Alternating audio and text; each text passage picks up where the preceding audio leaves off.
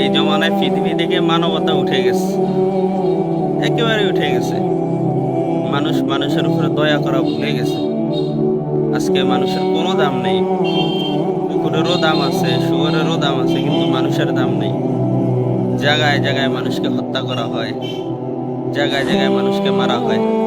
আজকে দেখে নিয়ে একটা ভিডিও দেখছি, স্বামী তার স্ত্রীকে জীবন্ত কবর দিতেছে।